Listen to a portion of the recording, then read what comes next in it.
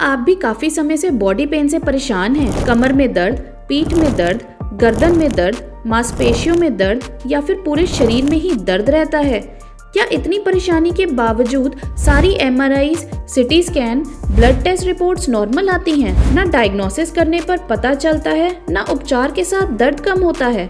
तो ये फाइब्रोमाइल्जिया हो सकता है। इसके बारे में पूरी जानकारी पाने के लिए इस वीडियो को अंत तक जरूर देखें। What is fibromyalgia? फाइब्रोमाइल्जिया एक क्रॉनिक डिसीज है जिसमें शरीर के अलग अलग अंगों में दर्द पाया जाता है।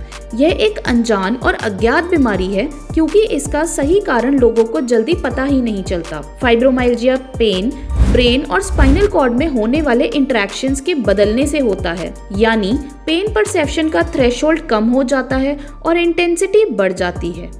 इसके कारण धीरे से टच होने पर भी बहुत पेन महसूस होता है।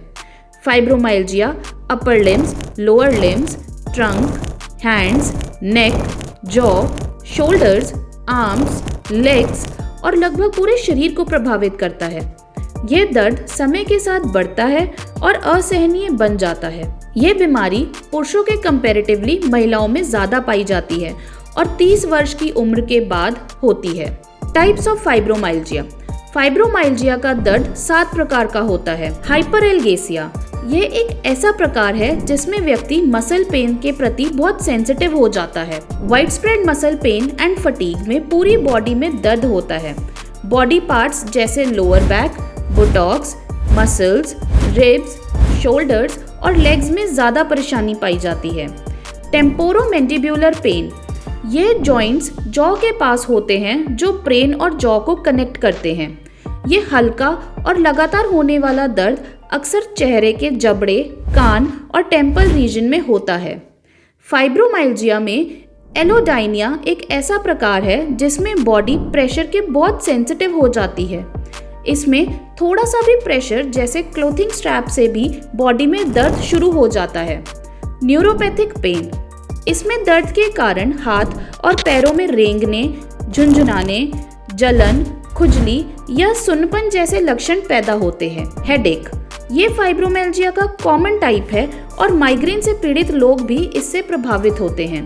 इसका प्रमुख लक्षण सिर में हल्का दर्द और भारीपन रहना है जो समय के साथ तेजी से बढ़ता है। डाइजेस्टिव पेन में लोगों को अक्सर इरिटेबल बाउल सिंड्रोम होता है जिससे ऐंठन, कब्ज और अन्य प्रकार के पेट दर्द होते हैं। एसिड रिफ्लक्स भी इसका ही एक लक्षण हो सकता है। पेल्विक पेन, ये कंडीशन महिलाओं में पाई जाती है जिसमें पेल्विक और ब्लैडर में पेन होता है। कॉजेज ऑफ फाइब्रोमाइल्जिया, एक्सपर्ट्स के अनुसार फाइब्रोमाइल्जिया के कारण अज्ञात हैं, लेकिन कई रिस्क फैक्टर्स हैं जो इसके लिए रिस्पॉन्सिबल हो सकते हैं, जैसे बार बार नर्व स्टिमुलेशन की वजह से ब्रेन और स्पाइनल कॉर्ड के पेन सिग्नल्स में चेंज आना जिससे बॉडी एक्सट्रीम पेन सेंसिटिव हो जाती है।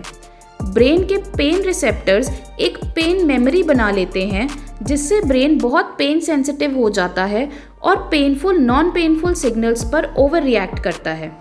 फाइब्रोमाइल्जिया जेनेटिकली भी ट्रांसफर हो सकता है। कुछ फिजिकल और इमोशनल स्ट्रेस वाले इवेंट्स जैसे कि इंजरी, इन्फेक्शन, मेंटल ट्रॉमा या एक्सीडेंट भी फाइब्रोमाइल्जिया को ट्रिगर करते हैं। सिम्टम्स ऑफ फाइब्रोमाइल्जिया, इसके कई लक्षण हैं जैसे कि सारे शरीर में दर्द होना, जोड़ों और मांसपेशियों में जकड़न का आना, सिर में दर्द रहना, हाथों और पैरों में सुन्नपन होना, अनियमित नींद, ठंड या गर्मी से सेंसिटिविटी, थकान, याददाश्त कमजोर होना। Ayurvedic treatment for fibromyalgia, Ayurveda में फाइब्रोमाइल्जिया का बहुत सफल उपचार मौजूद है। इस इलाज का मेन पर्पस बीमारी को जड़ से खत्म करके एक स्वस्थ जीवन जीना है।